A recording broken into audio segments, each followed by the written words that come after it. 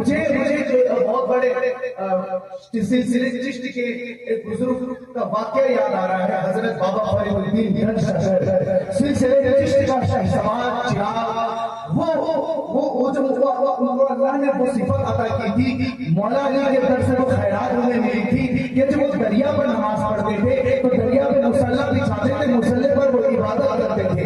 तो उनके मुरीद ने बाबा फरीद से कहा कि बाबा आप मुसल्ला दरिया पर बिछाते हैं और फिर मुसल्ले पर नमाज पढ़ते हैं, आप डूबते नहीं ना मुसल्ला डूबता है, तो ऐसा कौन सा वजीफा है कि आप उस वजीफे को इस्तेमाल करते हैं और फिर दरिया पर मुसल्ले के ऊपर आप होते हैं। बाबा फरीद ने कहा कि तू या फरीद या फरीद या फरीद या फरीद या फरीद बोलो, या फरीद या फरीद कहा था। तो बाबा फरीद के इस हुक्म पर बाबा फरीद के मुरीद ने दरिया पे मुसल्ला बिछाया, मुसल्ले पर वो बैठ गया और या फरीद कहता रहा मुसल्ला डूबा नहीं, या फरीद कहता रहा मुसल्ला डूबा नहीं। मगर जब बाबा फरीद पर उसकी नजर पड़ी, वो सोचने लगा कि बाबा फरीद ने मुझे कहा या फरीद कहने को, या फरीद कहने को, या फरीद कहने को। बाबा फरीद क्या करते हैं, बाबा फरीद क्या करते हैं, वो बाबा के पास कहता है कि बाबा आपने तो मुझे कहा या फरीद पढ़ने को, आप क्या पढ़ते हो? तो बाबा उसने देखा कि बाबा फरीद पढ़ते हैं, ना जाने का मसाला आ जाए कुछ को होगा फिर नवाज कुल होगा में सही सही बिनाया के या अली को कहा के बाबा खुद को अली कहते हो, मुझे या फरीद कहने को बोलते हो। बाबा फरीद ने कहा कि तेरी मेहनत ये है कि तुम फरीद मत हो, मेरी मेहनत ये है कि मैं या अली को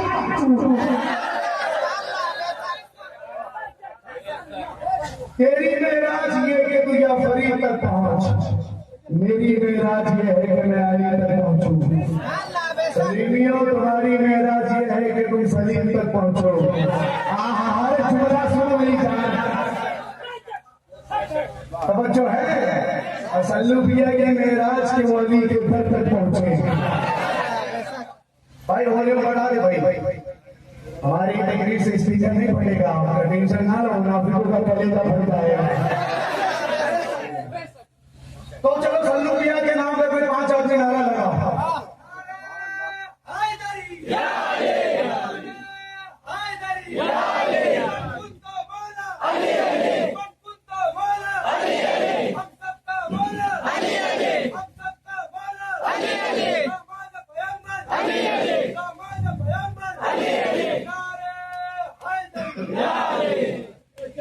अभी तो मैंने तकरीर ही नहीं शुरू की है। भाई बावर्ची जो होता है ना, वो जब चावल चेक करता है तो ढेक में नहीं उतरता, एक दाना निकालता है, चेक कर लेता है कि ढेक का मायार क्या है। तो चलो मैं 4 मिसरों से आपका मायार चेक करता हूँ कि वाकई में सलीमी वो सलीमी है जो सल्लू पिया ने उन्हें बनाया था, या मिक्सिंग हो गई है। मैं 4 मिसरे दूंगा और देखूंगा कि ओरिजिनल माल बैठा है या मिक्सिंग माल बैठा है। मैं शेर करता हूँ, चेहरे देखूंगा। और आज आपका इम्तिहान है कि कदम कदम पे मैं अली के जिक्र गाऊंगा, कदम कदम पे मैं अली के मैं गीत गाऊंगा। बच्चों नहीं दे रहे आप, कदम कदम पे मैं अली के गीत गाऊंगा, कदम कदम पे मैं अली के मैं गीत गाऊंगा। अली के नाम से तू चिढ़ता है तो यूं ही सही, कदम कदम पे मैं अली के गीत गाऊंगा, अली के नाम पे तू चिढ़ता है तो यूं ही सही। होता तो तुझको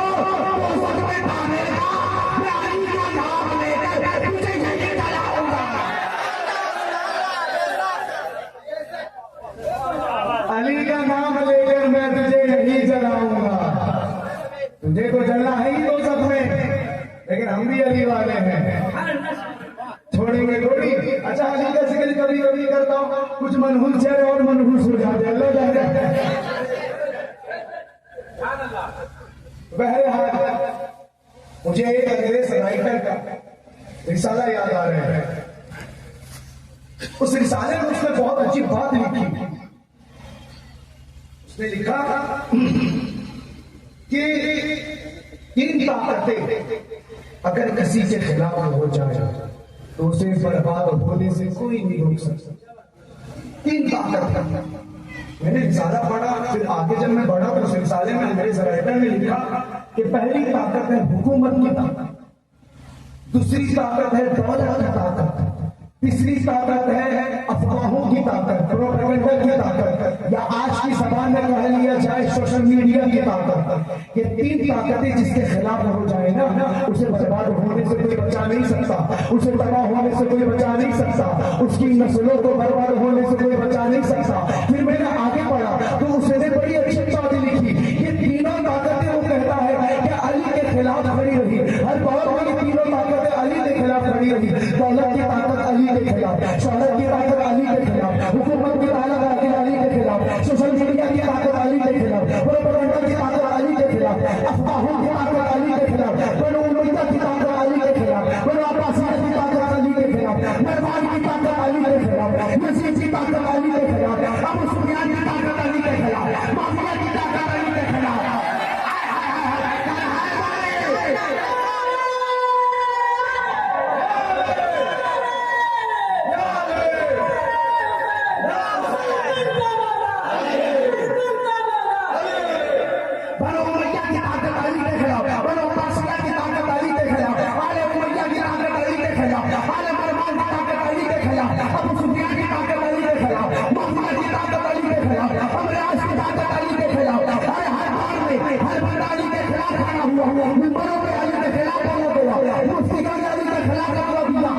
अगर वो राइटर कहता है कि इसे मुझे ज्यादा समझू तो क्या समझू कि जो जो ताकतें अली को मिटाने के लिए आज वो सारी ताकतें मिल गई, मगर अली कल भी अली था, अली आज भी अली है।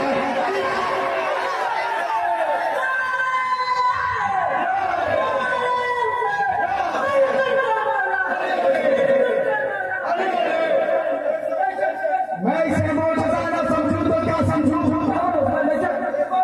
कि जो जो ताकतें मिटाने आई खजाने खत्म हो गए। बनु उमैया की रोटी पर पड़ने वाला मौलवी अपने जहन्नुम को पहुंच गया, मगर कसम खुदा की अली तो कल भी अली था, अली तो आज भी अली है, अली क़यामत तक अली रहेगा। जो जो मिटाने बता दो दुश्मन अली की कब्र पे कोई चिराग जलाने वाला भी है, मगर देखो आओ कुफैया में देखो एक अली के गुलाम के मजार पर हजारों मजमा। अरे ये मजमा इसलिए नहीं लगा कि सल्लल्लाहु अलैहि मुरीदी बसिया, सल्लल्लाहु अलैहि अपने मुरीद को बस मुरीद नहीं हुसैनी बनाया। इस तवारियों ने मुरीद नहीं हुसैनी बनाया।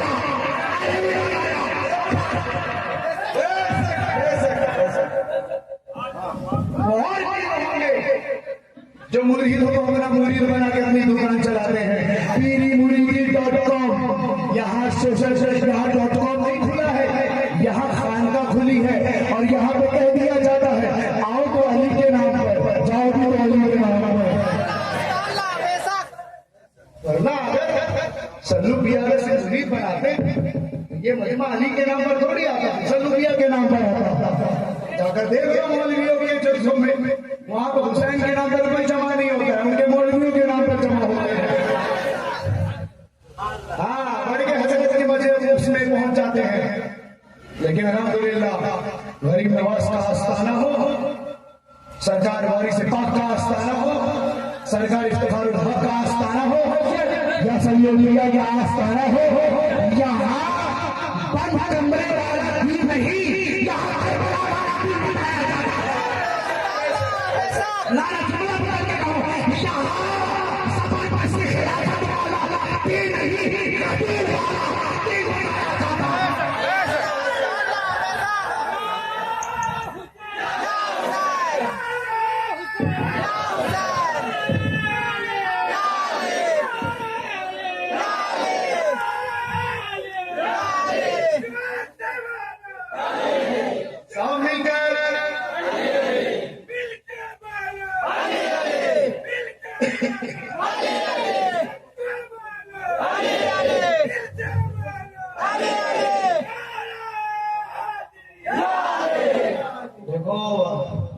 हजरत बूढ़े हैं, जवानों शर्म करो यार।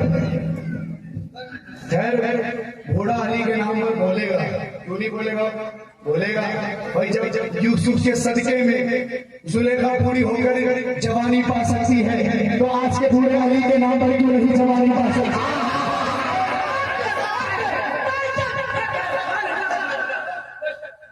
तो जितने लोग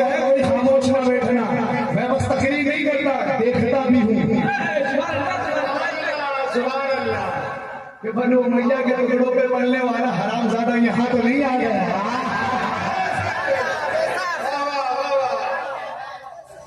हम योगी बाबा नहीं है कि बुलडोजर चला देंगे, टेंशन ना लो। गुरु पाक मोहम्मद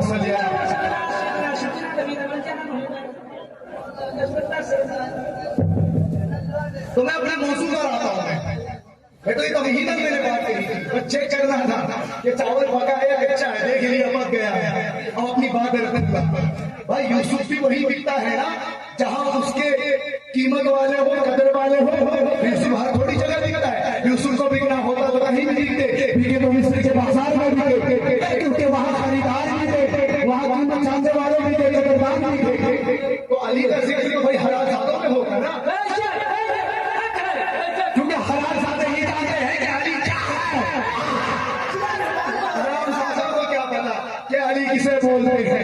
अच्छा मैं एक चीज बताऊं, मैं हारून रशीद के दौर में पहलून दाना है, पहलून दाना बहुत बड़ा सूफी मजलूम अपने वक्त का अली का गुलाम था। मूसा कासिम अलैहिस्सलाम का मुरीद भी था। वो दरिया के किनारे बैठा था, मूसा लिया, खूसे में समंदर को भर रहा था, खूसे में समंदर को भर रहा था। हारून रशीद अपने वक्त का बादशाह था। वो आता है कहता है कि पहले पागल हो गए हो, इतने छोटे से खूसे में इतना बड़ा समंदर कैसे आएगा। तो अली के गुलाम ने कहा मैं भी तो यही बताना चाहता हूँ, इतनी छोटी सी अकल में इतना बड़ा अली कैसे आएगा।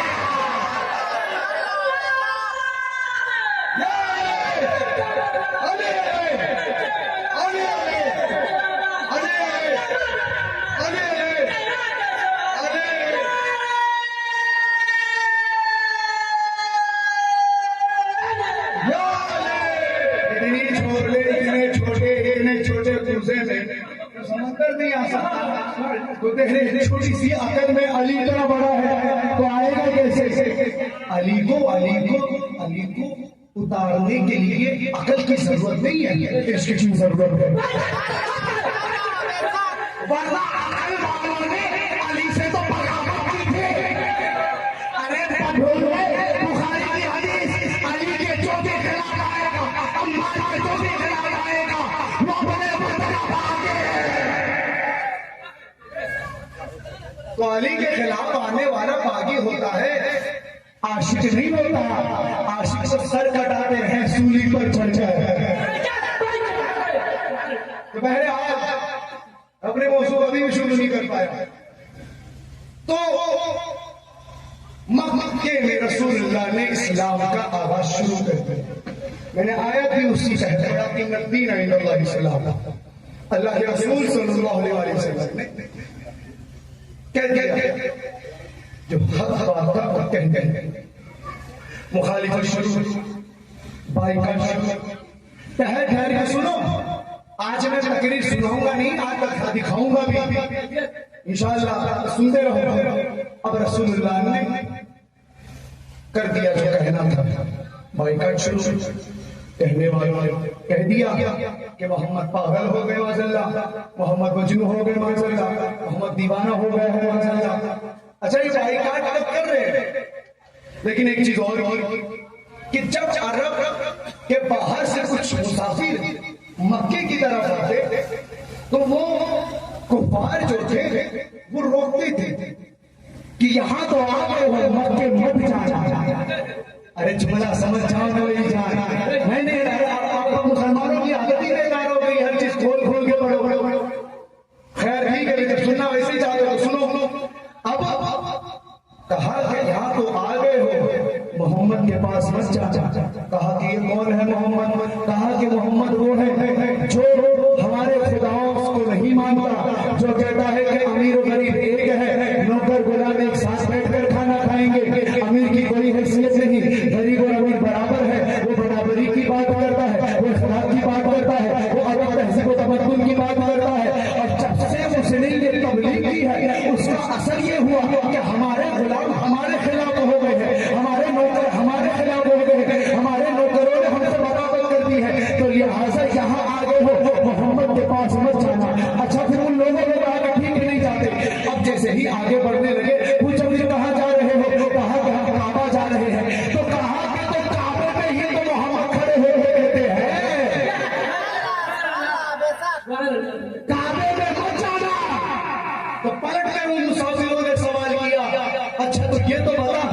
कि तू कह रहा है कि मोहम्मद जो कहता है वो हमारे अपोजिट बात करता है और उसकी बातों में असर है, तासीर है, जादू है, जो सुनता है उसका हो जाता है, जो सुनता है जो सुनता है जो सुनता है उसका हो जाता है। तो जरा ये बताओ, तुम भी तो मक्के के रहने वाले हो, तुम तो मोहम्मद की मजलिस में गए या ना गए हमें तो नहीं पता, मगर तुम मोहम्मद की बात को सुनकर मोहम्मद के क्यों नहीं हुए? सवाल उन्होंने कर दिया कि तुम हमें रोक रहे इसलिए कि हम जाएंगे उनकी बातों को सुनेंगे और मोहम्मद के हो जाएंगे, फिर तुम क्यों नहीं गए मोहम्मद? तो कहा कि भाई हम मोहम्मद के हुए इसलिए नहीं क्योंकि हम मोहम्मद के पास जाते ही नहीं, मोहम्मद की मजलिस में जाते ही नहीं, हम सोचे भी नहीं, हम सोचे भी नहीं, जाने देते भी नहीं। तवज्जो नहीं दिया आपने, हम मोहम्मद की बात सोचे भी नहीं, मोहम्मद की मजलिस में जाने भी नहीं देते। अरे आज हुसैनियों की मजलिस में मुहर्रम आता है तो मौलवी में फतवा देता है ना, अरे तो समझ के आया मुहर्रम का चांद था तो मौलवियों ने फतवा दिया कि भाई मजलिस से हुसैन हो तो मत जाना, ताजिया उठेगा तो मत जाना, अलग उठेगा तो मत जाना, सिरे हुसैन होगा तो मत जाना। अरे नाराज क्यों हो रहा है? चार घंटे का मुसलमान ये तो काफिरों की औलाद है ना, कुछ बात नहीं किया, आज औलादें कर रहे। कल के काफिरों ने कहा कि मोहम्मद की मजलिस में मत जाना, उन्हीं काफिरों की औलाद कहती है आले मोहम्मद की मजलिस में मत जाना। जो जहां हक बयान होता है उन मजलिसों में पता चला रोका जाता है कि इन्हें जाने मत दिया जाए, इन्हें जाने मत दिया जाए। आज हुसैनी सिलसिले वाले खानकाह वाले जब आले मोहम्मद का जिक्र करते हैं और अहले बैत के अतहार का जिक्र करते हैं, मिंबरों से हक बयान करते हैं, तो मौलवियों के पेट में दर्द होता है, कहते हैं कि इनकी मजलिसों में मत जाना, इनकी मजलिसों में मत जाना, इनकी मजलिसों में मत जाना। अरे आज मुझे सलीमी है, इफ्तिखारी है, अरे कुछ ना कुछ तो हो गया, कोई ना कोई तो हो गया जिसको पहले मौलवियों ने कहा था कि सलीम की महफिल में मत जाना, सलीम की महफिल में मत जाना। अरे जो सलीमी है तो बताए ना, मैं सच कह रहा हूँ, मौलवियों ने कहा होगा सलीमियों की महफिल में मत जाना, पूछने वाले पूछने होगा क्यों ना जाए, जब उन्होंने कहा होगा उनकी महफिल में जाओगे, शिया हो जाओगे, राजी हो जाओगे।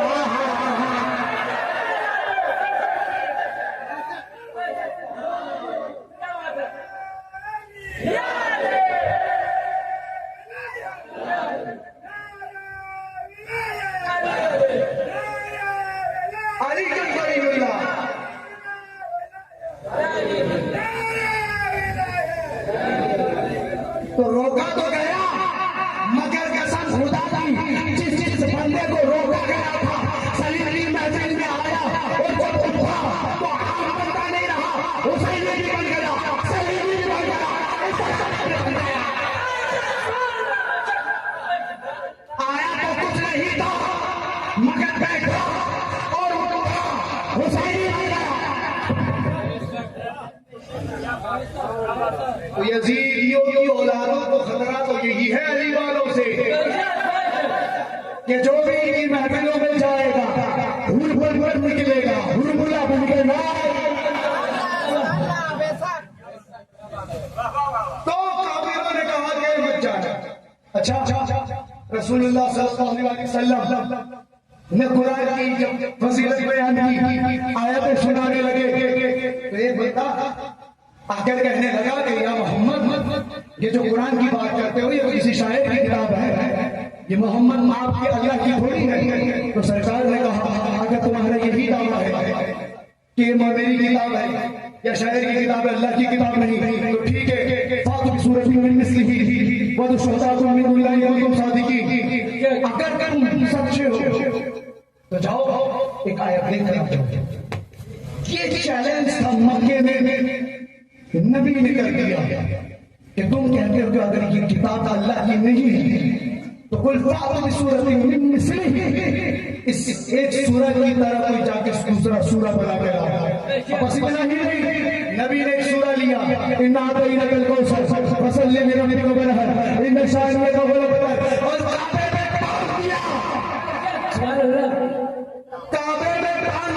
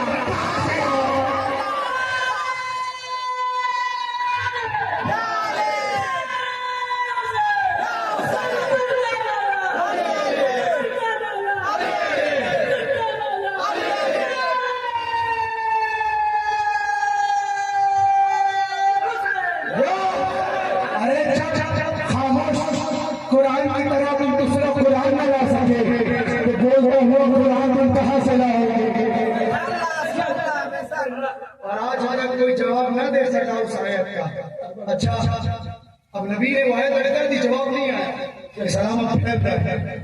अब नबी ताइफ के बाजार में गए दीन की तबलीग करने। क्या हुआ? नबी कह रहे थे ताइफ के लोगों, कहो ला इलाहा इल्लल्लाह मुहम्मदुर रसूलुल्लाह, अल्लाह के सिवा कोई इबादत के लायक नहीं, मोहम्मद अल्लाह के रसूल है। घबराना मत, ये मौलवी वाला तर्जुमा करके छोड़ रहा हूँ, समझ लेना तुम बाद में। जो नहीं किया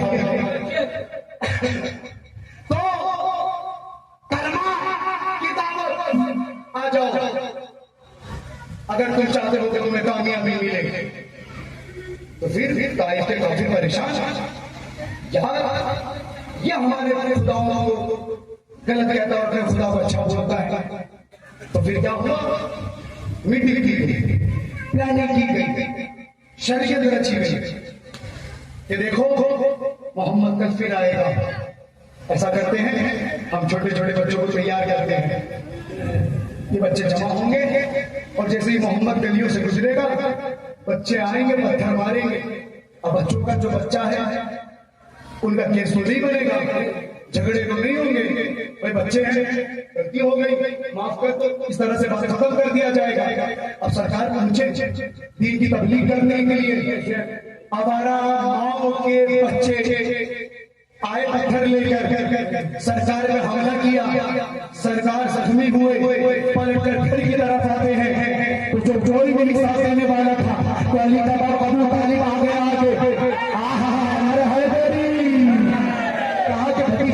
इससे मारा, ये जख्मी क्यों कैसे हुआ?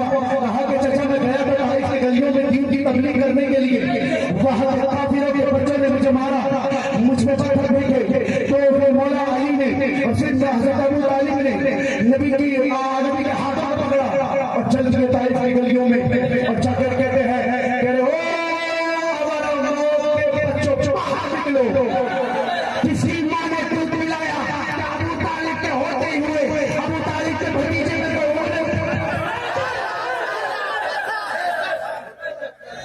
ये जुमला अबू तालिब के मानने वालों को समझ में आया था, अबू सुफियान के मानने वालों को। अभी अबू तालिब ने कहा कि किसकी मां ने दूध पिलाया कि मेरे होते हुए मेरे भतीजे को उंगली उठाए। अब अबू तालिब का तेवर जब लोगों ने देखा तो लोग फिर से निकले, कहा कि अबू तालिब क्या हुआ, क्यों इतना चिल्ला रहे हैं? अबू तालिब ने कहा कि तुम्हारे बच्चों ने मेरे बच्चे भतीजे पे हमला किया है। तो काफिरों ने कहा कि अबू तालिब बच्चे हैं ना, बच्चों का मामला है, बच्चों में रहने दो, हम बड़े से झगड़े में क्यों पड़े? तो अबू तालिब ने कहा कि ठीक है कोई बात नहीं। अबू तालिब पलट कर आते हैं घर की तरफ, नबी की तरफ देखते हैं कि मेरे मोहम्मद मेरे भतीजे मेरी जान, अकेले मत जाना, कल दोबारा जाना, साथ में अली को लेकर जाना, साथ में अली को लेकर जाना, साथ में अली को लेकर जाना। अब अली चले हैं नबी के साथ, नबी दीन की तबलीग कर रहे हैं। हमारा माओ के बच्चे फिर बाजार में आ गए, किसी ने पत्थर से मारा, किसी ने ईंटे से मारा। अब अली ने जैसे ही देखा, अली ने किसी बच्चे की आंख को फोड़ा, किसी के सर को फोड़ा, किसी के सर को फोड़ा, किसी के पैर को फोड़ा, किसी के हाथ को फोड़ा। अब सब बच्चे जख्मी हो गए, लोगों ने आया, लोग पहुंचे अबू तालिब के पास, कहने लगे कि अबू तालिब तुम्हारे बच्चों ने हमारे बच्चों को मारा, तुम्हारे बच्चे ने तुम्हारे बच्चे ने हमारे बच्चों को मारा। तो अबू तालिब ने कहा अरे बच्चों का मामला है, बच्चों से रहेगा,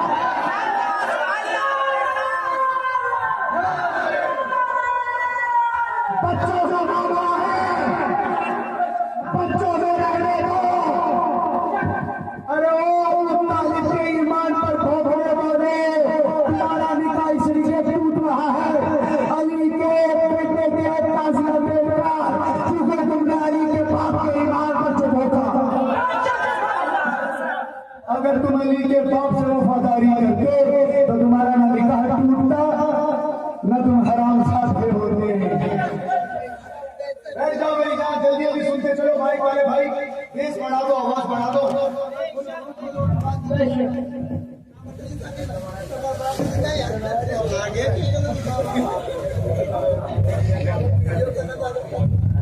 तो तवज्जो है ना सबकी? अब क्या हुआ? कुछ लोग आए, कहां से? यूनान से। बोलो ना, कहां से आए? कहां से आए? पीछे वाले जो तय कर रहे हैं, कहां से आए? यूनान से आए। कौन आया? एक हकीम आया, दवा लेकर आया मुसलमानों के पास। कहने लगा कि हम दवा लाए हैं। मुसलमानों ने कहा कि कौन सी दवा? कहा कि हिजियान की दवा लाए हैं। मौला सलामत रखे जब समझ गया है, कहा कि हिजियान की दवा लाए हैं। अमा ये बातें तो मक्के और मदीने में मशहूर थी, यूनान किसने पहुंचा दिया? ये यूनान किसने पहुंचा दिया?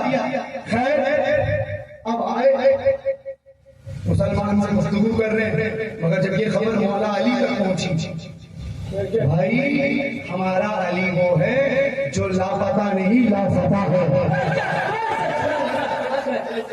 हाँ, तो अब अली आए, प्यार से सुनो। मौला अली ने कहा कि क्यों आए? कहा कि हम एक दवा लाए हैं। ऐसी दवा? कहा कि ये दवा ऐसी है कि अगर किसी का दिमाग खराब हो जाए ना, तो उसको ये दवा खिला दो, वो ठीक हो जाएगा। और अगर जिसका दिमाग ज्यादा ही खराब हो, उसको एक डोज और मिला दो, ठीक हो जाएगा। तो अली भी तो अली है ना। अली ने मुझे इसका साइड इफेक्ट क्या है कहा कि अगर इस दवा को ऐसे शख्स को खिलाए जिसकी अकल अच्छी है, तो क्या असर करेगा? कहा कि फिर ये दवा उसे ऐसा कर देगी कि उसका दिमाग खराब हो जाएगा। अली ने ये सवाल किया, जवाब ये मिल गया। तो मौला अली ने पूछा, अच्छा ये बता मेरे बारे में तेरा क्या ख्याल है? कहा कि मैं आपको तो जानता नहीं, पहली बार मुलाकात हुई है, मगर मैंने बहुत से मुसलमानों से मुलाकात की, मगर आपकी तरह तेज दिमाग वाला मैंने किसी को नहीं पाया, किसी को नहीं पाया, किसी को नहीं पाया। अच्छा, फिर अली ने कहा फिर दवा मैं पी लेता हूँ। अब अली ने दवा को पी ली। अरे हुसैनियों, अरे नाश करो अपने पीर अली दवा पी ली। अब उस हकीम ने देखा, कहा कि अरे भैया आपने दवा पी ली, इस दवाई के बाद आंख नीली हो जाती है, चेहरे पीले पड़ जाते हैं, हाथ कांपने लगते हैं। अच्छा, कौन हो रहा था? अली को, खुद उसको हो रहा था। वो बोल रहा था अली को, आपकी आंख नीली हो जाएगी। आंख उसकी खुद नीली पड़ गई, चेहरे आपके पीले पड़ जाएंगे, चेहरा खुद उसका पीला पड़ गया, आंख उसकी खुद खराब। अब अली ने पूछा, चल मेरे साथ। हाँ, के कहाँ जाएंगे? कहा कि चल चल चल। अली उसके पकड़ के लेके गए। मौला एक मकान था, तो जिस अली ने अपने 2 उंगली से खैबर के किले को उखाड़ा था, उसी अली ने उस मकान को उठाया, जमीन पे रख दिया। अब उसने देखा, देखकर फिर सोच में पड़ गया। अब उसने दरवाजा खटखटाया, अंदर से आदमी निकला। उस आदमी से पूछा कि तुम क्या कर रहे थे? कहा कि मैं सो रहा था। अरे तुम्हें पता नहीं चला, अभी तुम्हारे मकान को उठाया गया, फिर रख दिया गया। तो जानते हो उस बंदे ने क्या कहा? लगता है तेरा दिमाग खराब हो गया, लगता है तेरा बच्चा नहीं दे रहा, लगता है तेरा दिमाग खराब हो गया। ये है अली जो हम सभी है नबी था। तो मौला अली बहुत बड़ी हस्ती, भाई इतनी बड़ी हस्ती कि हजरत उमर खुद कहते थे कि अली ना हो तो मैं हलाल हो जाता। लौला अली, लौला अली, लौला अली।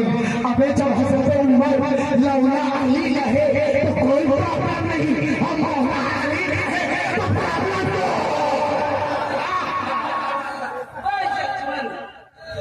हजरत उमर कहे लौला अली तो कोई प्रॉब्लम नहीं, हम कहे मौला अली तो प्रॉब्लम हो जाती है। तो अली के जैसा कोई नहीं।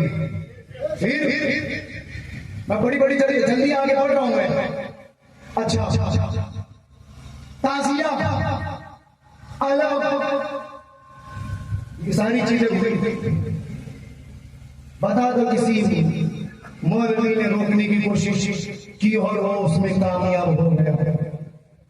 फतवे धरे रह गए, कचरे के डब्बे में पहुंच गए, मगर हुसैन का ताजिया कल भी उठ रहा था, आज भी उठा था, कल भी उठता रहेगा। कोई रोक तो थोड़ी ना सकता है, किसी के बाप की जागीर थोड़ी है। ये पाकिस्तान नहीं है, ये हिंदुस्तान है। यहाँ तालिबान लश्कर तैयबा आजादी नहीं चलेगी, यहाँ गरीब नवाज की चलेगी। गरीब नवाज से कह दिया या 5 साल उठा है तो उठता रहेगा, छूटेगा नहीं। अच्छा, गरीब नवाज की बात इतनी प्यारी लगी, इफ्तिखार इस सिलसिले के शहंशाह की बात हिंदुस्तान वालों को इतनी प्यारी लगी कि मुसलमान उठाया तो उठाया, हिंदू भी आगे बढ़ के हो सकता ताजिया उठाने लगे।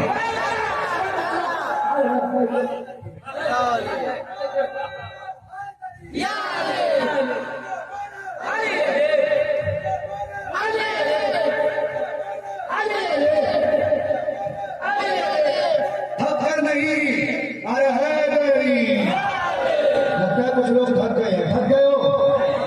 हाँ, अली का जिक्र थकाता नहीं है, अली का जिक्र तो जोश देता है, बूढ़ों को जवानी देता है, जवानों को ताकत देता है।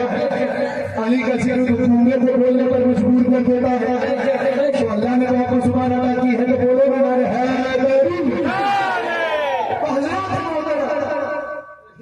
पीर की तबलीग हुई, पहुंच गया इस्लाम जहां पहुंचना था,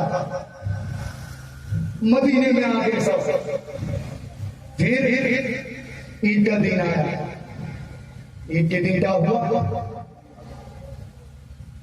हसन और हुसैन नबी के पास आते हैं, कहते हैं कि या रसूल अल्लाह, नाना जान सबके पास सवारी है। देखो वाकया मशहूर है, लेकिन मैं नतीजा देना चाहता हूँ, नुक्ता नया रखना चाहता हूँ। बोला या रसूल अल्लाह, मेरे नाना जान सबके पास सवारी है, हमें भी सवारी चाहिए। तो रसूल अल्लाह ने कहा कि ठीक है, ऐसा करो तुम मेरे मुश्त पर बैठ जाओ। बोलो ना सुभान अल्लाह, मेरे मुश्त पर बैठ जाओ, मैं सवारी बन जाता हूँ, मुझ पर सवार हो जाओ। अच्छा, रसूल की मुश्त पर सिर्फ 3 शख्सियत बैठी है, या अली बैठा है या अली के बेटे बैठे हैं।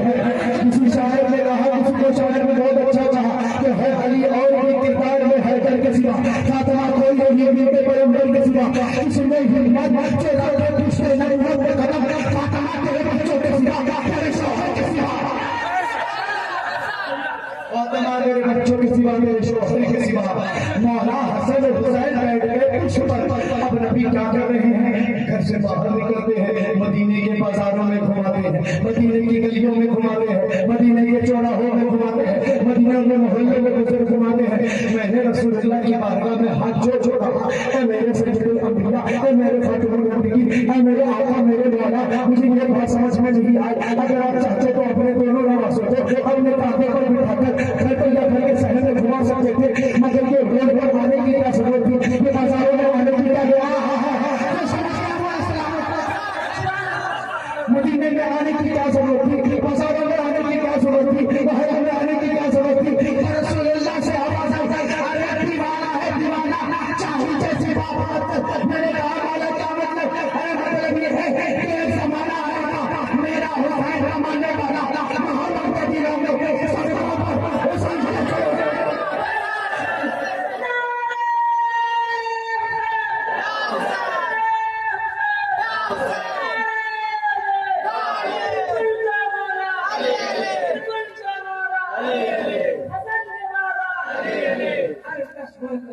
एक जमाना आएगा, मनु भैया के रोटी पर बल्ले वाला तो टकेगा मौलवी फतवा देगा कि हुसैन का जुलूस रोज़े वाले के जाना, हुसैन का जुलूस बहुत नया जमाना। तो चले कि जुलूस में हुसैन का रसूलुल्लाह की सोच है।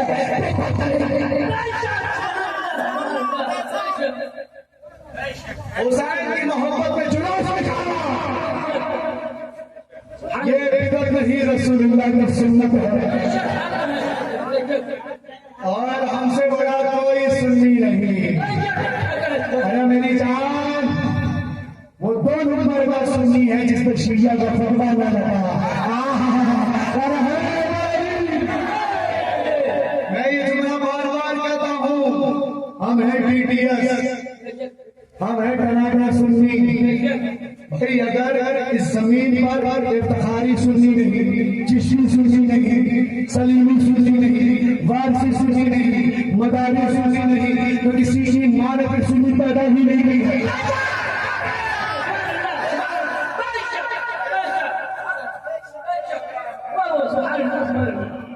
नहीं की है किसी की माँ ने किसी को सुन्नी पैदा, अगर सल्लूकिया सुन्नी नहीं लो। भाई हमें कोई सर्टिफिकेट ना दे कि हम सुन्नी है कि शिया है। सर्टिफिकेट तुम्हें हम देंगे, अली गुलाम अली की औलाद तुम्हें सर्टिफिकेट देगी। और रसूलुल्लाह की हदीस है कि नबी ने फरमाया हसन और हुसैन जन्नती नौजवानों के सरदार है। तो हसन और हुसैन वही जन्नत में जाएगा जिसे हसन और हुसैन सर्टिफिकेट देंगे जन्नती होने का। तो हसन और हुसैन की औलाद को भी अल्लाह ने इख्तियार दिया है कि जिसे कहेंगे सुन्नी वही सुन्नी, मगर फिर वो सुन्नी नहीं है, मेरे वक्त का बर्बाद है। हाँ, हमें ना सिखाओ कि सुन्नियत किसे कहते हैं। हाँ, हम सुन्नियत उसे नहीं कहते कि जो सरकार पे पले, सरकार पे पले, फिक्रा पे पले, गली गली भीख मांगे कि मदरसे के नाम दे दो, मस्जिद के नाम दे दो, बच्चों के नाम दे दो, यतीमों के नाम दे दो।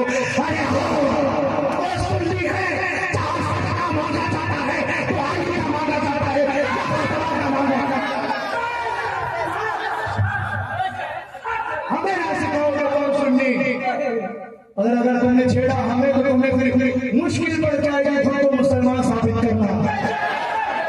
क्योंकि जिसे तुम रसूल अल्लाह कह रहे हो ना, अल्लाह भी राजी नहीं हुआ अभी तो मुझसे। तुम तो रसूल अल्लाह जमीन पे कह रहे हो, जमीन के नीचे जो राज रहा जबरदस्ती चढ़ाने से कोई बड़ी दौड़ी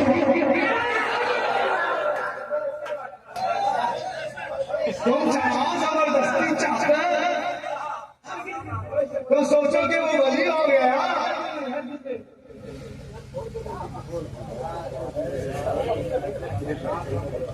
तो है देखो, हम डरते नहीं है किसी के बाप से, लेकिन ये खानका वालों ने हमें दर्श दिया है, हमें तालीम दी है, तरबियत दी है। अभी से अकीदा नहीं मिला, उसे मौला नहीं मिला।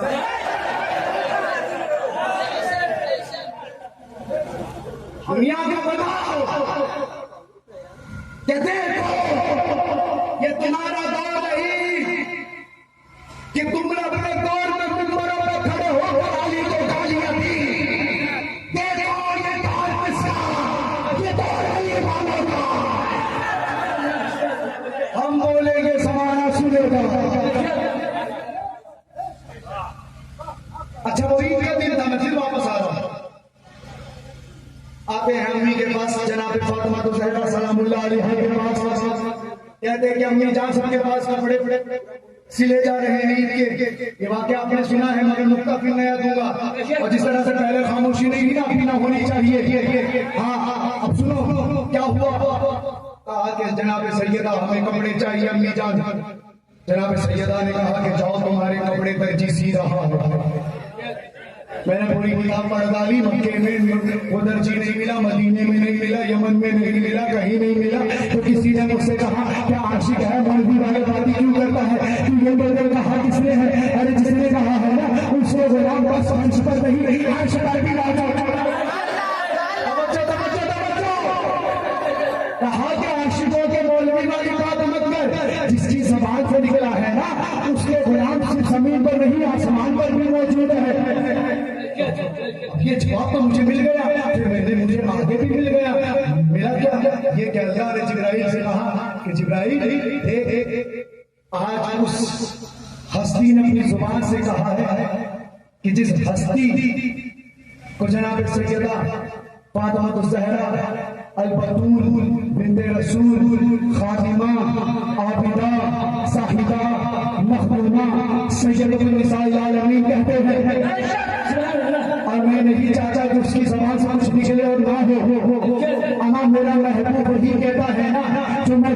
हूँ, मगर आज से ज्यादा मैं जो कही है ना, मैं चाहता हूँ कि मैं वही करूँ। भाई आवाज बढ़ा दो ना यार, क्या हो रहा है?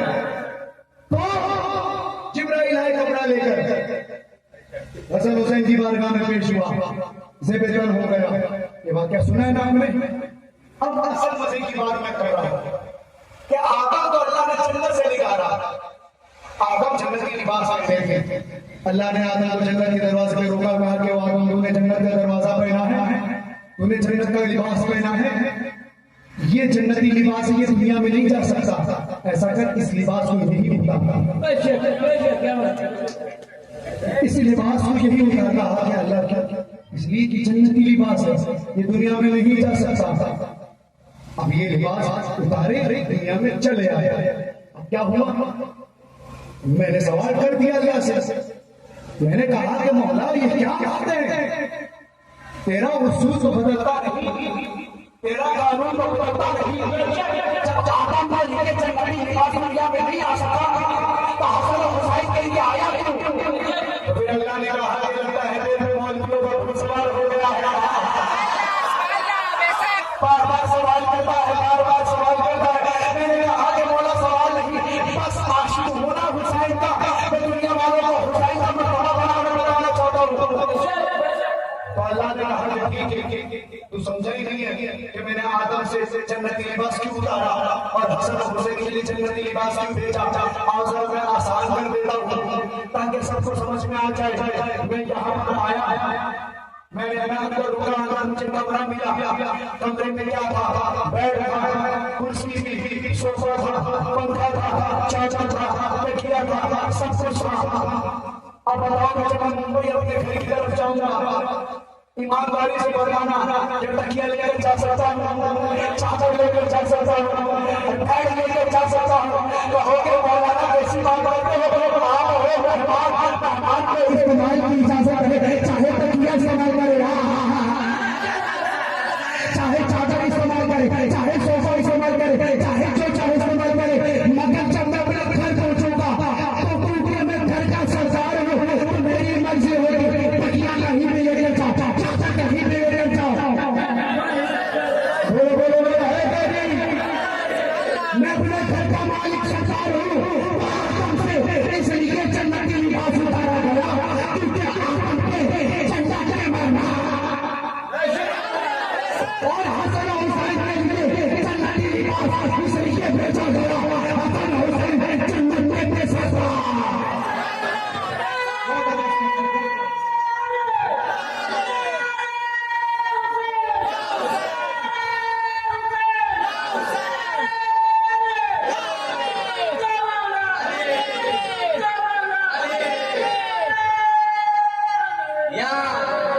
तो जो आदम मेहमान थे तो जन्नती लिबास उतार लिया गया।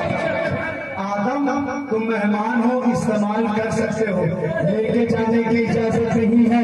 और जन्नत से लिबास हसन और हुसैन के लिए इसलिए आया क्योंकि हसन जन्नत के मेहमान नहीं, जन्नत के सरदार है। अच्छा जगमुल्ला ने मुझसे यही पे सवाल को किया, कहा कि मौलाना क्या वहां पे क्या इदरीसी लोग रहते हैं? वहां वहां क्या अंसारी लोग रहते हैं? वहां क्या शोरूम है? वहां क्या कपड़े सिले जाते हैं? मैंने बोला क्यों? कहा कि भाई आपने कहा कि जन्नत से कपड़े आ गए, तो मैंने कहा कि वहां जन्नत में क्या बकरी मंडी है कि दुम्बा इब्राहिम के लिए आ गया? अबे जब इब्राहिम के लिए दुम्बा आ सकता है तो हसन हुसैन के लिए जन्नत के लिबास नहीं आ सकता। मैं जुमला बोल के देता हूँ, जब इब्राहिम के लिए दुम्बा आ सकता है तो अली के लिए अली के लिए तलवार क्यों नहीं आ सकती? ये ना कहो कि ये नहीं तो बोल रही, अमाम पंचतन को अल्लाह ने बनाया है ही ऐसा है कि ये जो चाहे तो वो हो जाता है।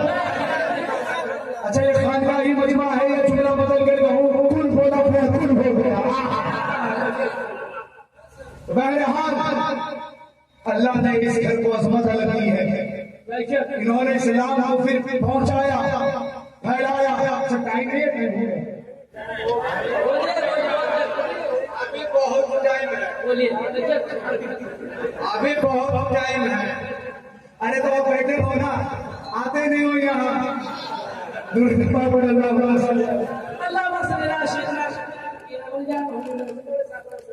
तो हजरात ये दीन फिर फैलने लगा। अच्छा फिर क्या हुआ? अल्लाह की तरफ से पैगाम आया कि मेरे महबूब ऐसा करो कि इस दीन को अपने घर से शुरू करो। नबी ने शुरू किया, यह दीन पहुंचा फिर हर जगह। हमने गौर किया कि जब भी इस्लाम को जरूरत पड़ी तो मदद के लिए अबू तालिब का खानदान आ गया। किसका खानदान आ गया? अबू तालिब का। देखो जिसे अबू सुफियान से मोहब्बत है वो खामोश रहे, वरना सब बोले किसका खानदान आया? अबू तालिब का। अबू तालिब का आया। इस्लाम के काम किसी का क्या जुमला है कि इस्लाम में दो चीज का एहसान है, अबू तालिब की आल का, खदीजा के माल का।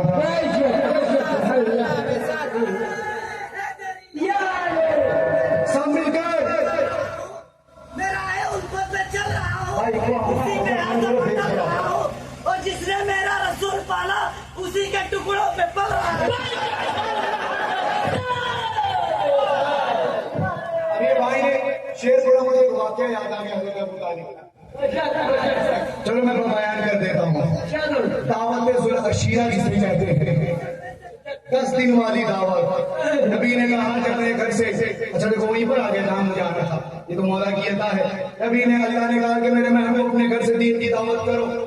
अब हजरत नबी करीम सल्लल्लाहु अलैहि वसल्लम आते हैं हजरत अबू तालिब के पास, कहते हैं कि चचा जान, अल्लाह का हुक्म हुआ है कि अपने घर से दीन की दावत करूं, मगर करूं तो कैसे करूं? मेरे पास इंतजाम नहीं है, जो कुछ है वो आपका है। जो कुछ है वो आपका है। अबू तालिब ने कहा, ये कैसी बात करता है कि जो कुछ मेरा है, जो कुछ है वो मेरा है। अमा जो मेरा है वो तेरा है, जो तेरा है वो मेरा है। तो अब नबी ने कहा कि चचा मैं क्या करूं? तो चचा ने कहा कि ठीक है भतीजे, एक काम कर, पूरे मक्के में ऐलान कर दे कि अबू तालिब के घर में खाने की दावत है, अबू तालिब के घर में खाने की दावत है।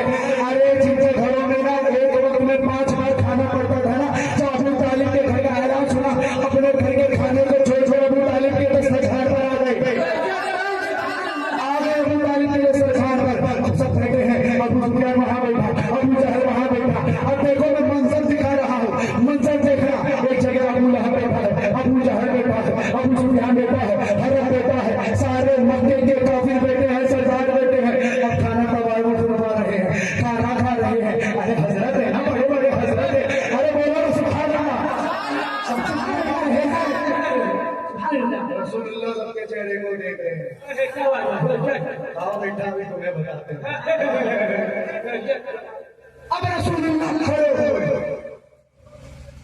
नबी ने कहा कि लोगों सुनो, अब दीन की दावत नबी ने दी।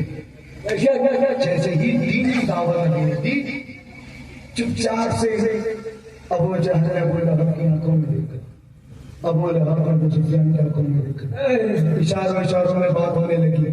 कहा कि अच्छा पत्थर पकड़ते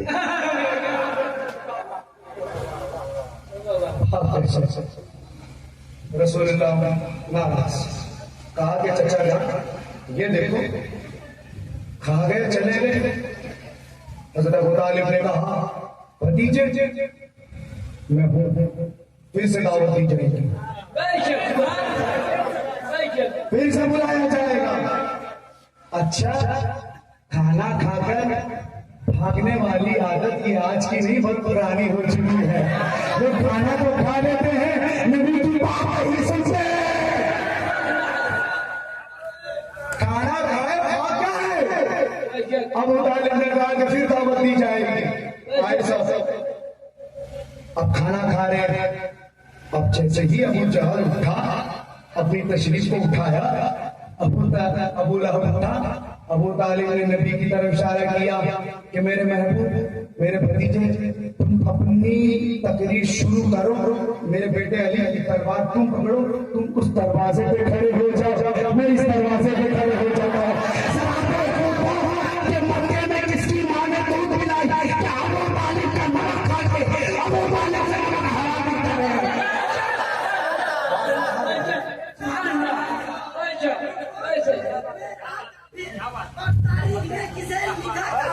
कौन तारीख में रहा काफिर और तारीख ने किसे लिखा काफिर और हमको तारीख कहा, हमको काफिर कहा। इसमें हैरत क्या, उसने अबू तालिब को कहा काफिर। कहा कि देखें मक्के में किसकी मां ने दूध पिलाया कि अबू तालिब के नमक को खाकर अबू तालिब से नमक हरा नहीं करे। अब पहला नबी ने दीन की तबलीग कर दी।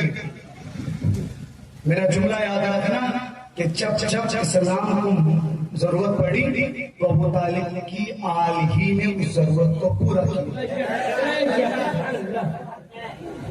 यही पे एक सवाल मैं टच करके उसका जवाब दूंगा। ये जो मैं बार बार मदद वाली बात कर रहा हूं कि लोग कहते हैं कि मदद सिर्फ अल्लाह से मांगा जाए। इससे कहते हैं कि सिर्फ अल्लाह ही मदद कर सकता है। या अली मदद मत कहो, या रसूल अल्लाह मत कहो, या हसन मदद मत कहो, या हुसैन मदद मत कहो, या फातिमा मदद मत कहो। आज मैं जवाब दूंगा। पहली बात तो तुमने माना नहीं कि सलाम को मदद जब भी जरूरत पड़ी तो इन्हीं घर में दिया, मगर फिर भी तुमने आज जवाब देता हूं कि या अल्लाह मदद चलो मानते हैं, मगर या अली मदद तुमको मानना पड़ेगा। अच्छा उनका जो सवाल है ना, वो सवाल देखो आप कैसा है। उसे पूछो कि या अली मदद क्यों नहीं कह सकते, कहेंगे शिर्क है, या हुसैन का नहीं कहेंगे। अच्छा शिर्क भी नहीं, सिर्क ये 40-40 दिन चिल्ले में घूमने वाले आते हैं, फिर कहते हैं कि या अली मदद क्या ना शिर्क है। छोटी सी से बड़ी शिर्क से भी नहीं, कितने बड़े जाए या अली मदद कहो मत कहो, क्यों ना कहें, कहीं शिर्क हो जाएगा। अच्छा फिर बोले सर या अल्लाह मदद करो, अल्लाह ही मदद करने वाला है। अच्छा मैंने बोला दलील क्या है? कहा तो कुरान नहीं पढ़ा। मैंने बोला क्या क्या? कहा तो कुरान में लिखा या कहना या कहना सही। क्या मतलब ये कि हम अल्लाह ही की मदद मांगते हैं और अल्लाह ही की इबादत करते हैं, अल्लाह ही की मदद मांगते हैं, अल्लाह ही की इबादत करते हैं। अब मैं देखो, मैं इसके बाद जुमला पढ़ूंगा, चेहरे देखूंगा। हम अल्लाह ही की मदद मांगते हैं और अल्लाह ही की इबादत करते हैं। अगर यही तुम्हारा उसूल है तो बेचारे इब्लीस का क्या कसूर है? इब्लीस ने भी यही कहा था कि मैं तुझे ही सजदा करूंगा, तुझे ही सजदा करूंगा, आदम को सजदा नहीं करूंगा। तो कहा, अच्छा मौलवी भी बड़ा चला के कहा कि मौलाना साहब तुम समझो नहीं। अरे तू ही समझा दे। कहा कि आदम का जो सजदा हुआ ना वो अल्लाह के हुक्म से हुआ। तो मतलब क्या? कहा कि अगर अल्लाह इजाजत दे तो किसी और को सजदा करना जायज होगा। तो मैंने कहा कि अगर अल्लाह ये किसी और को इजाजत दे मदद मांगने की तो उससे कहा तो फिर जायज होगा। तो मैंने कहा कि चाहे मौलवी कैसे बन गया, खैबर नहीं पड़ा, जब तक फतेह नहीं हो रही थी तो अल्लाह ने अपने हबीब से कहा कि मेरे महबूब पर माता अली का मज़ार लगा। कहा कि मेरे महबूब को कहा अली को तो आका का मज़ार। खैबर में तो नबी, खैबर में तो अल्लाह ने इजाजत दे दी ना, या अली मदद कहने दी। लेकिन मौलवी तो चला गया ना, टुकड़ा भी खाया है बनो उमैया का ना, तो हरामजादगी तो होगी ना। कहा कि नहीं, क्योंकि अली जो है अल्लाह के 99 नाम में से एक अली भी है। चलाकी देखो, तो नबी जो अली को पुकार रहे थे वो अली तो नहीं बल्कि अल्लाह को पुकार रहे थे। मौलवी कहने लगा मुझे कि अली जो है ये अल्लाह के नामों में से एक नाम है। तो नबी अली को मदद के लिए नहीं पुकार रहे थे, अल्लाह को मदद के लिए पुकार रहे थे। मैंने कहा क्या मतलब? कहा कि खैबर में जब भी उहद में नबी ने जब कहा अली मदद, तो अली को नहीं पुकारा, अल्लाह को पुकारा।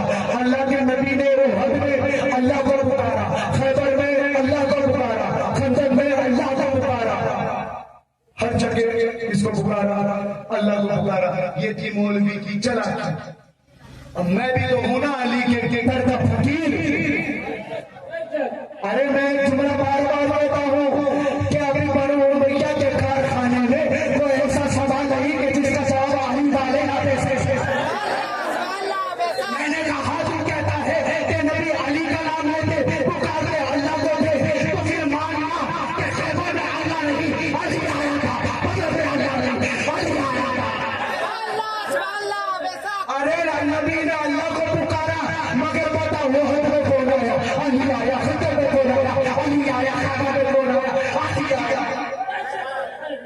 हर जगह तो अली आए, तो मदद किसने की? अली ने की। तो जब इस्लाम मदद के लिए अली को पुकार सकता है, तो हम मोमिन अली को मदद के लिए क्यों नहीं पुकार सकते? तो हजरात मोहतरम, अब मैं आखिरी मरहले पे पहुंच रहा हूं। ज्यादा वक्त नहीं लूंगा आपका, क्योंकि आपको बताऊं जितनी मेरी उम्र नहीं हजरत, उससे ज्यादा तकरीर करके बैठा हूं मैं। 40-50 मजलिस मैंने पढ़ डाली है, फिर भी मतलब मौला का करम है, सैयदा की अता है, मैं तकरीर करने के कुछ काबिल बच गया, वरना तो कितने लोग बेड पे लेटे हुए हैं। लेकिन ये अली का फैजान है, क्या शेर की तरह फिर भी हम दोहरा रहे हैं ना। तो आखिरी मरहले पर तो दीन पहुंच गया हर जगह, मगर 50 साल नबी के पर्दा फरमाने के बाद 50 साल में गड़बड़ी हो गई। मामला ये हो गया कि लोग शराब पीकर नमाज पढ़ाने लगे। मामला ये हो गया कि लोगों ने समझा ही नहीं कि दीन किसे कहते हैं। बदलाव आ गया, चेंजिंग आ गई। यहूदी भी देखते कहते कि अगर इसे इस्लाम कहते हैं तो इस्लाम से 100 बार तौबा। यहूदी पलट गए, ईसाई पलट गए, बड़ा नुकसान हुआ। और फिर क्या हुआ? हाकिम शाम हिंदा का बेटा, उसने अपने बेटे यजीद को खलीफा बना दिया। क्या बनाया? खलीफा बनाया, बना के मर गया। अच्छा मर गया, मरदुल फातिहा ना जरूर, मर गया। फिर क्या हुआ? यजीद सिर पर बैठ गया, इस्लाम पर काबिज हो गया। उसके बाद उसने शरीयत को बदलना चाहा, इंसानियत को बदलना चाहा, मगर फिर हुसैन आगे बढ़े और अपने खून से इस्लाम को बचा डाला, इंसानियत को बचा डाला। ये पॉइंट इधर तवज्जो दे मेरी जान, इधर मेरी तरफ देखें। मैं आखिरी मोमेंट पे उतरा, लेडीजों को चुप कराओ भाई। मौजज़ा तो अली की महफिलों में ही होता है ना। अगर 4 औरत खामोश हो जाए तो ये किसी मौजज़े से कम थोड़ी है। तो खामोश कर रहे हैं, तो इस्लाम को बचा लिया। अब कहते हैं, सब मानते हैं, सब जानते हैं, मगर गरीब नवाज ने हमें एक सबक दिया।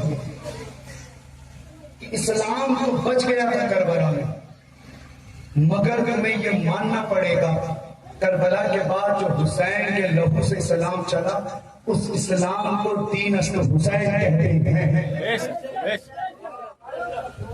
और फिर गरीब नवाज ने कहा कि हुसैन को इस तरह मानो कि जब कब्र में तुमसे पूछा जाए माँ दीनों का, माँ दीनों का, माँ दीनों का, तेरा दीन क्या है, तो तुम्हारी जबान पर हो दीन असल हुसैन, दीन असल हुसैन, दीन असल हुसैन,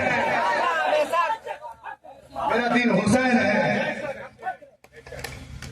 गरीब नवाज ने हमें सिखा दिया। उसे ये नहीं पूछा जाएगा तुम किसके मसलक को मानते थे, कौन से मुफ्ती को मानते थे। पूछा जाएगा माँ दीन का, तेरा दीन क्या है। तो गरीब नवाज ने हमें सिखा दिया, क्या तेरा दीन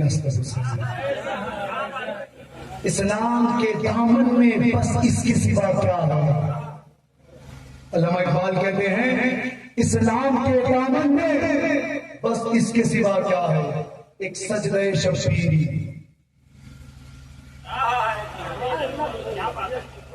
क्या है? कुछ तो नहीं है इस्लाम में। लोग कहते हैं कि ये है, वो है, निकाह टूट जाएगा, हलाला करना पड़ेगा, तो ये करना पड़ेगा। अमा इस्लाम बस हुसैनियत को कहते हैं, किसी को नहीं कहते। हरी नवाज सारा मसला खत्म करके, हरी नवाज ने नहीं कहा कि वजू ऐसे बनाना, गुस्ल ऐसे करना, तो ऐसे करना, ऐसे करना। हरी नवाज ने कहा कि हुसैन को ही दीन कहते हैं, दीन को ही हुसैन कहते हैं। हुसैन हुसैन करके मर जाना, कामयाब हो जाओगे। ये थी गरीब नवाज की तालीम, ये थी हमारे बुजुर्गों की तालीम। मगर 100 सालों में इस तालीम को बदलने की कोशिश की, मगर अल्हम्दुलिल्लाह सिलसिले तसव्वुफ के जो खुलफा और जो सर के ताज, जो चिराग थे ना, उन्होंने इस तसव्वुफ के चिराग को गंदा रुख होने नहीं दिया और समाने को बता दिया कि तसव्वुफ का चिराग कल भी हुसैन के नाम से चलता था और आज भी चलता है, चलता रहेगा, कयामत तक के चलता रहेगा।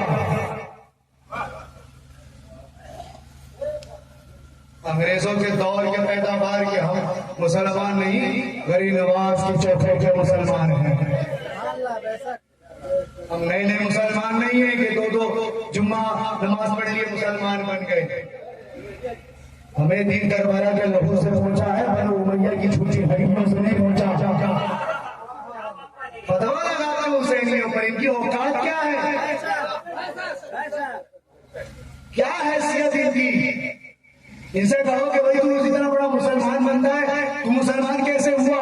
कहेगा ला इलाहा इल्लल्लाह मुहम्मद रसूलुल्लाह। मैं कहता हूं कि तू नहीं अपने मुफ्ती को बिठा और कलमा का पर्चा करके बता। अबे जब कलमा का पर्चा तू सही से नहीं कर सकता तो मुसलमान कैसे? कलमा का तर्जमा तो आया नहीं, ये भैया मुसलमान बने हैं। और मुसलमान भी ऐसे कि ठेकेदारी लेकर बैठे कि भैया हम ही मुसलमान हैं। तो इन्हीं के बाद दादाओं ने फतवा दिया था कि अली काफिर हो चुके हैं। इन्हीं के अब्बा ने तो कहा था कि काजी शुरे ने फतवा दिया था ना कि हुसैन का कत्ल जायज है। ये उन्हीं की तो औलाद है ये सब। मैं बिला तफरीक को मज़ाहिर और दियान और कौम मिल्लत के तकरीर करने की कोशिश करता हूं कि पूरी इंसानियत हुसैन के नाम पर जमा हो जाए, सब एक हो जाए। मगर क्या करें, हम एक नहीं कर सकते, हम नहीं कर सकते, क्योंकि हम मानना पड़ेगा ये सीधी एक अलग होंगे, हुसैनी एक अलग होंगे। जो हुसैनी होगा वो यहां आ आएगा वो। तो आज चल करबला, आओ तो मैं करबला लेकर चलता हूं और रोने की मेरी जान कोशिश करना कि हमें हुसैन में एक आंसू भी निकले ना, तो याद रखना वही तुम्हारी बख्शिश के लिए काफी होगा। हाँ, मिशका शरीफ की हदीस या सिता में ये हदीस मौजूद है, ये जो कहते हैं कि तीन दिन से ज्यादा सोच ना करो, रो मत। जब तू कहता है कि 3 दिन से ज्यादा गम नहीं, तो फिर 18 से हज क्यों कहता है कि हज़रत उस्मान की शहादत का गम मनाओ? 22 को क्यों कहता है कि मामू चांद का गम मनाओ? जब तू हमें हुसैन में फतवा लगाता है तो हमें माफिया, हमें हज़रत उस्मान क्यों मनाता है? ये तो इनका दोगलापन है, यही तो इनके अंदर बनु उमैया का लहू बह रहा है, जिनकी जुबान में कुछ और होता है, दिल में कुछ और होता है। मुनाफिक कहते ही इसे है, बह रहा है। भाई हदीस है ना कि हज़रत जिब्रील आए, कहा कि या रसूलल्लाह ये करबला की मिट्टी है, ले लीजिए। जब ये सुर्ख हो जाएगी तो आप समझ जाइएगा कि करबला में आपके नवासों को आपकी उम्मत ने शहीद कर दिया।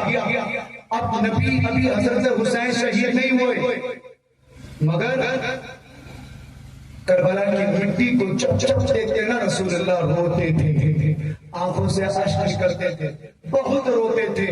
अबे जब शहादत से पहले रसूलुल्लाह रो सकते हैं तो शहादत के बाद हम गुलाम क्यों नहीं रो सकते?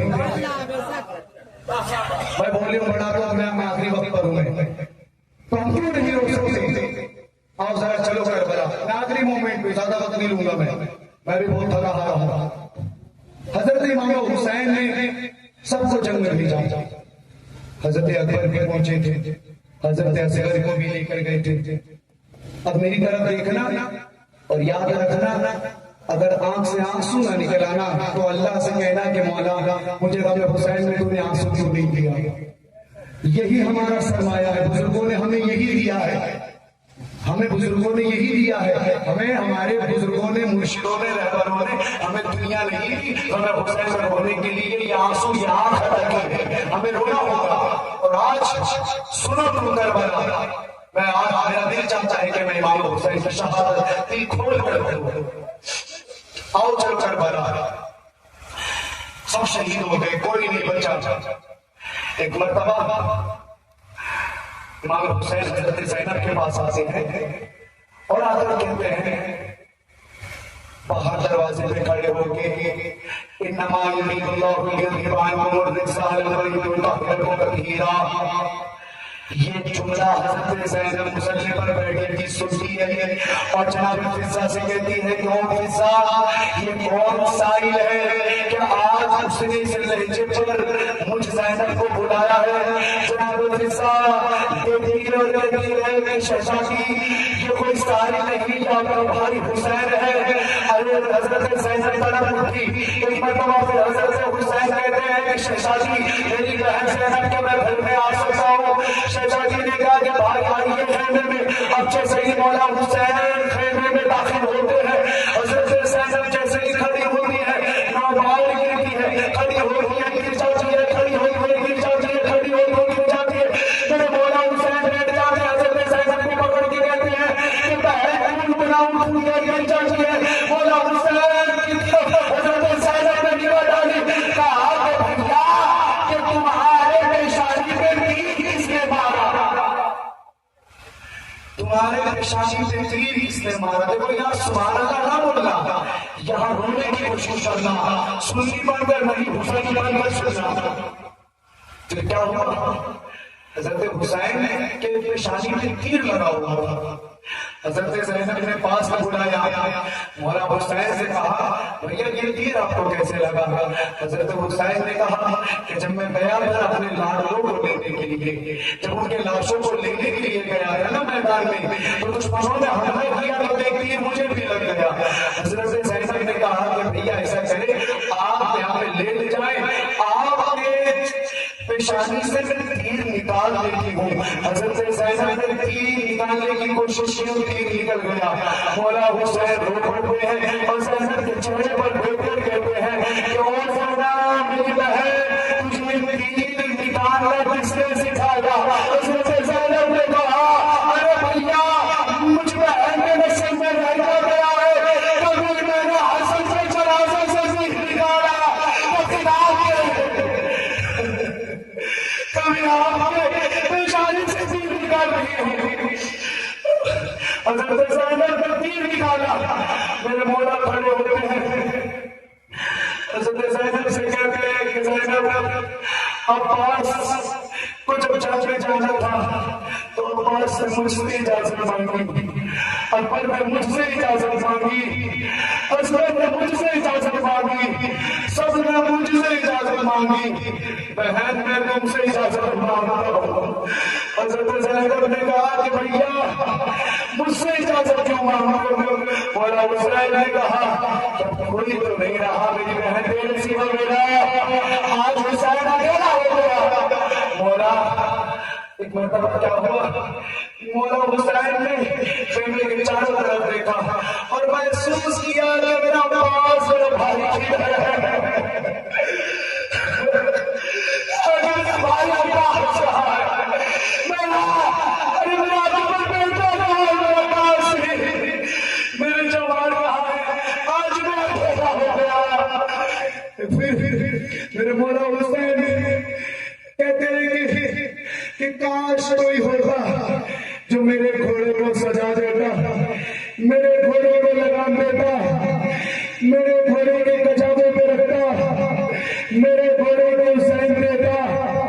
इतना कहना था कि मौला हुसैन का घोड़ा दौड़ कर आया, मेरे मौला की नजर घोड़े पे पड़ी तो देखा कि घोड़ा सजा हुआ है, घोड़े पे सैन भी रखी हुई है, घोड़े पे नाव भी रखी हुई है, घोड़े पे सबर बना हुआ है। मेरे मौला हुसैन ने कहा अरे यार तुझे किसने सजा दिया। एक पर्दे से बीवी की आवाज आई, कहा तो हुसैन मैंने सजाया। कहा कि तू भी आपने क्यों सजाया। उस बीवी ने कहा कि मौला मुझे अब्बास ने कहा था कि एक वक्त आएगा हुसैन के खेमे में कोई बात नहीं रहेगा, जब कोई नहीं रहेगा तो तुम घोड़े को लगा मैं से देना, तुम घोड़े को नाले से पहनाना। अब घोड़े पर सवार मेरा हुसैन तो रोने की कोशिश करना, मेरा रसूल देख रहा है। मेरा मौला घोड़े पर बैठ गया, जैसे मेरा मौला बैठा ना, घोड़ा आगे नहीं बढ़ रहा, मेरे मौला ने कहा कि सबने मुझे अकेला समझा है। अरे मेरे सुलझना के तुमने भी मुझे अकेला समझा है। सुलझना ने इशारा किया नीचे की तरफ। मेरे मौला ने नीचे देखा तो घोड़े की टांग को पकड़े हुए 4 साल की सकीना जो हुसैन की बेटी थी घोड़े को पकड़े हुए कह रही थी बाबा बाबा आप कहाँ जा रहे हो? वहां से कोई वापस नहीं आया। बाबा हाथ बढ़ गया वापस नहीं आया, छड़ गया वापस नहीं आया। बाबा मेरा चचा मेरा चचा पास भी गया था। सारी बोले मेरा चचा चाह बाबा राज बाबा मेरा मौला घोड़े से उतरा। सकीना को गले से लगा। सकीना ने कहा कि बाबा आपसे एक चीज मांगना चाहती हूँ। मेरे मौला हुसैन ने कहा कि बेटी सकीना आज तेरे बाबा के पास कुछ नहीं है, तू क्या मांगेगी? अरे मेरे पास तुझे पीने के लिए पानी भी नहीं है। सकीना ने कहा कि बाबा पानी नहीं मांगूंगी। अरे भूल गए मुझे नींद उस वक्त नहीं आती थी, चल चल के मैं आपके सीने पे सुनो हुसैनी जो रो नहीं सकता है ना, रोने का चेहरा बना यहाँ से नीचे करो। फिर मौला ने कहा कि सकीना ले मेरे बाबा का सीना सर सकीना ने बाबा के सीने पे सर रखा। अब मेरा मौला खड़ा हुआ। मेरा मौला खड़ा होता है, कहता है कि सकीना बेटी अब मुझे तू जाने दे, रो मत। सकीना ने कहा कि बाबा मुझे पता है आप जहाँ जा रहे हो ना वहां से वापस कोई नहीं आता। बाबा अगर आप नहीं आए तो मैं किसके सीने पे सर रख सोऊंगी? अरे जिनकी बच्चियां है ना जो चौक बेटी से मोहब्बत करता है, अरे वो तो समझो। सकीना मौला हुसैन ने करबला की मिट्टी को जमा किया। कहा कि सकीना जब भी तुझे नींद आए तो मेरा सीना ना मिलेगा, तुझे इसी मिट्टी पर सोना पड़ेगा।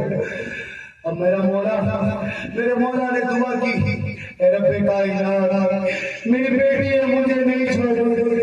मेरे मौला इससे तो ऐसा कर इसे नींद आ जाए। दुआ करना तो सकीना को नींद आ गई। सकीना सो गई। जनाब फिजा सकीना को लेकर गई खेमे में। मेरा मौला घोड़े पर बैठा, सुलझना पर बैठा। अच्छा मौला हुसैन के घोड़े का नाम जो था पहले मुर्तजिस था, मगर सुलझना बाद में रखा गया। सुलझना कहते हैं पर वालों को। मौला हुसैन के मुर्तजिस घोड़े पर इतने तीर लगे कि वो घोड़ा पर जैसा हो गया। तो उसके बाद उस घोड़े को सुलझना बोलने लगे। अब मेरा मौला सुलझना पर बैठा, दुश्मनों पर हमला किया। हमले पे हमला हो रहा है। मेरा मौला अकेले लड़ रहा है, अकेले लड़ रहा है।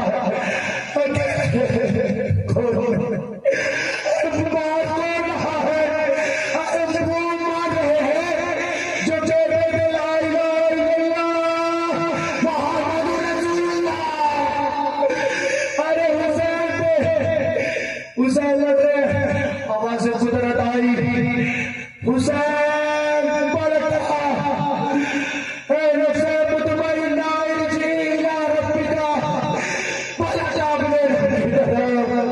मेरे मौला हुसैन ने घोड़े को, मेरे मौला हुसैन ने तलवार को मैदान में डाला। फिर जान लो क्या हुआ? जैसे हुसैन ने तलवार को डाला ना, अरे चारों तरफ से हुसैन पर हमला। किसी ने तीर मारा, किसी ने भाला फेंका, किसी ने पत्थर मारे। अरे जिनके पास पत्थर नहीं था उन्होंने मिट्टी उठाया। अरे हुसैन के ऊपर फेंका। अरे मोहम्मद को जो जितना मार सकता था मुसलमानों ने मारा। हुसैन को जो जितना मार सकता था